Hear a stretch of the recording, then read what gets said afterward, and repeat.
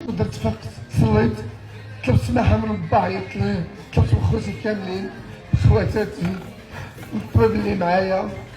الطبيب اللي دار لي العمليه، الطبيب ديالي حتى هو شريكي في العمليه ديال التجميل، تم العزيز، كلشي الناس اللي طلعوا قرابين ليا طلبت منهم مسامحه وخديت القرار الصحيح وما غاديش نرجع فيه، لانه ليش لي انا نخلق نغير خلق الله والدراري الصغار كيتفرجوا فيا، وليدات اختي، عائلتي، الناس اللي في السوشيال ميديا، التيك توك، الدراري الصغير عمره 5 سنين كنطلع عليه، واش غيسميني امراه، يسميني راجل، اش غيسميني، اش هذا الولد شنو كيفاش غيطلع معقد. واحد المحامي ديالي عنده مراته بنت قالت لها اش بنات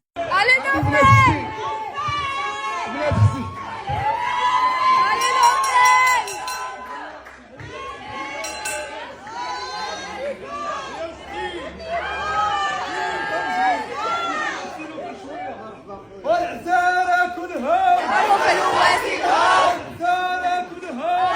فرحان بزاف، ما كنتش كاع كنتصور انكم غادي نمشيو بهاد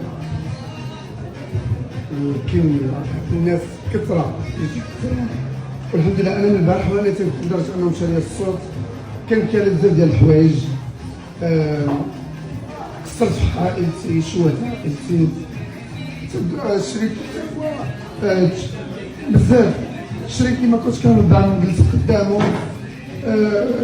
عائلتي كنحشم نهضر معاهم، اختي ما كنهضر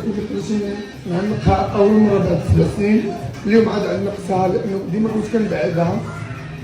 فمن البارح وانا تنبكي وما نعس باقي.